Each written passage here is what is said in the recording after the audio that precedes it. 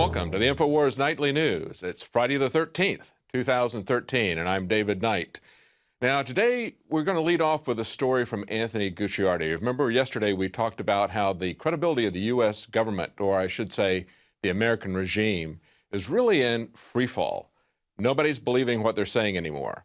And one of the reasons for that is real, authentic media. And as Anthony Gucciardi points out in his story on StoryLeak, real media is blocking Obama's attempts at plunging the nations into World War III. He said, in a truly powerful augmentation of history, spreading the word over staged events like the Syrian chemical attacks has ultimately forced the Obama administration and its affiliates to push back on their plans to launch military action. Now, going back even to the Boston bombing, we had a tremendous effect on what was happening with the narrative there. All indications were that they were planning on making this something that they were going to blame on domestic terrorism. They did it on Patriots Day, but there were many, many other indications that we pointed out at the time. We took looks at pictures that people were taking. We were pushing back and covering the stories and the evidence as it unfolded, and they were reacting to that. And even if people didn't believe the case that we were making, still, the term false flag entered the vernacular to the extent that when this Syrian false flag came up, everyone was understood the technique, they understood how it was being used, and you have people like Pat Buchanan, Ron Paul, not afraid to use the term false flag because it is real. It is something that has been used over and over again historically. And as Anthony Gucciardi goes on to point out in his article, he says, the answer quite simply is that now we are the only media. There's no longer the need to play into the psychological minefield of labeling certain sources as, quote, alternative news, when we can go back to leading Gallup polls and show that virtually no one trusts the mainstream media. And that's bad news for the 6 corporations that own 90% of the mainstream media.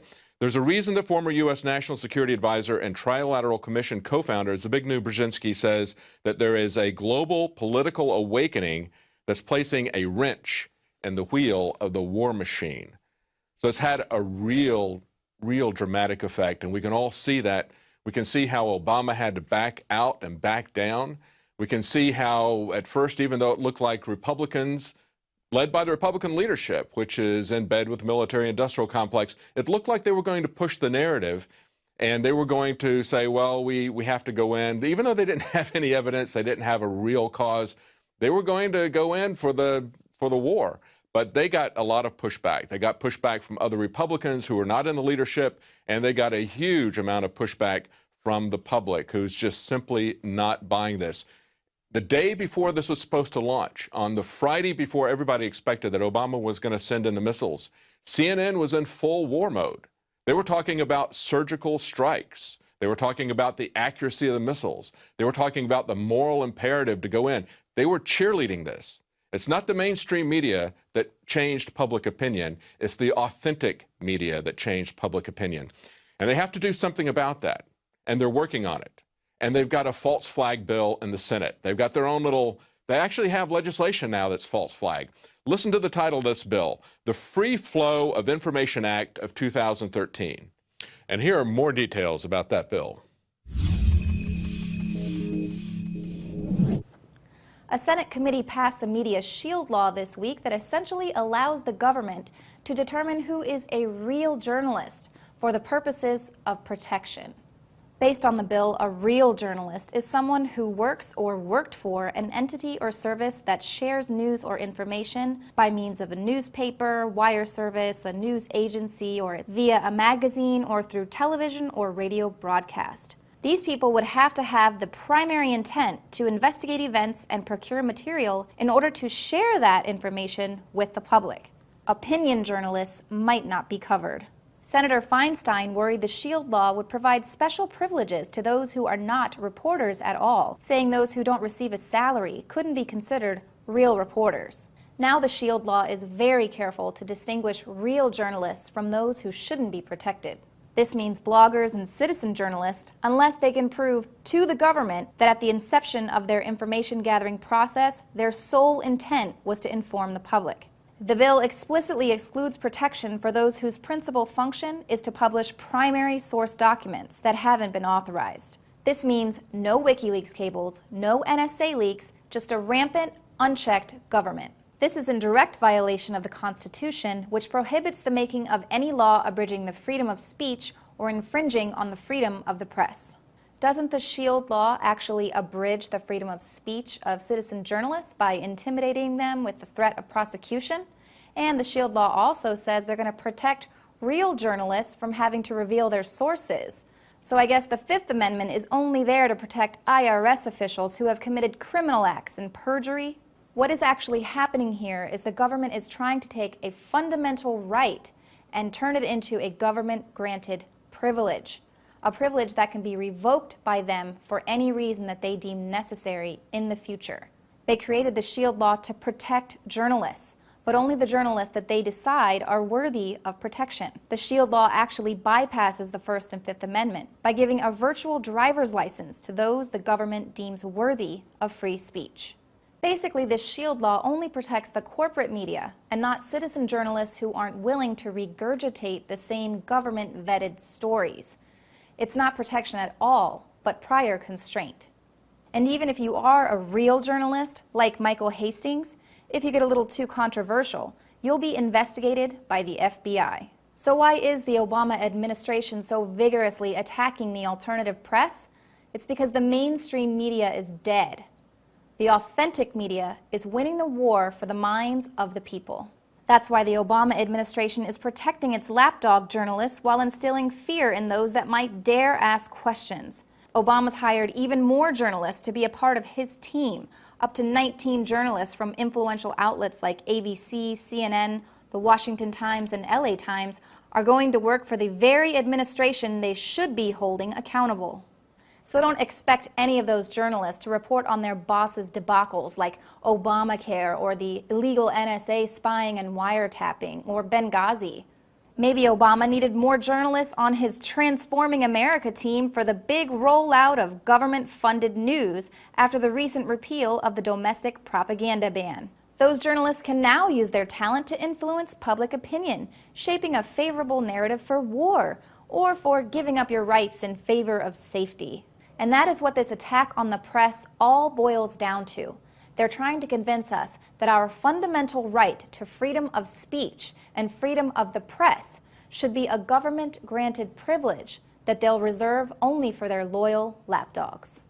Reporting for the InfoWars Nightly News, I'm Ann Mcadoo. It's no protection. This is simply a false flag to take the freedom of press as well as things like the Fifth Amendment and not be intimidated by using the Fifth Amendment. They want to make the Fifth Amendment just apply to government officials, like the IRS official Lois Lerner, who was caught in criminal activity, and she didn't want to testify about it, so she took the Fifth Amendment. But they're just going to let people like that take the Fifth Amendment and not people who are bloggers, not people who are investigating. It's similar to the way that they don't allow anybody, they don't want anybody to take pictures. They send the police out to falsely arrest people who are taking pictures. Meanwhile, they put cameras up everywhere. They have cameras on the police vehicles, they have cameras on the police themselves, but of course, many times, if it's not something that suits their narrative, those records disappear. That's why we need to have our own cameras. That's why we need to have everyone operating as citizen journalists and exercising their free speech. Now, Matt Drudge has pushed back a lot on this. In an article by Julie Wilson on InfoWars, Matt Drudge eviscerates fascist Dianne Feinstein. Listen to some of the things that Matt Drudge had to say. He really nailed it here. He said, comments from Senator Feinstein yesterday on Who's Reporter were disgusting. A 17-year-old blogger is as important as Wolf Blitzer. Fascist. He also wrote on Twitter, federal judge once ruled that Drudge is not a reporter, a journalist, or a news gatherer. Yet millions of readers a day come looking for cooking recipes. See, real journalism is determined by content. That's why people go to Drudge. That's why people go to InfoWars. They want content. They want content that's interesting, but they want content that's authentic. They want to know they're not getting fed a government line. So real journalism is determined by content, and the marketplace is going to determine that, not the government. It's almost kind of like what we see with the FISA court. Who would have thought that a secret court could go in and determine what the boundaries of the law are going to be, to pretend that they are going to modify the Constitution that everyone swore to uphold. And we're not even allowed to see these secretive determinations. We're not allowed to know that they're violating the law. We're not allowed to know that there's illegal criminal activity going on in an organization. If you report that, they're going to come after you and they're going to try to jail you. But that's precisely what needs to be put out there. We're not talking about exposing the plans for a nuclear bomb. We're talking about exposing the criminal activity of government. This is what they're upset about. This is why they're coming up with this Protection Act. It was called the Free Flow of Information Act. That's why they're coming up with it. The last thing they want is the free flow of information. That's why they're losing the narrative.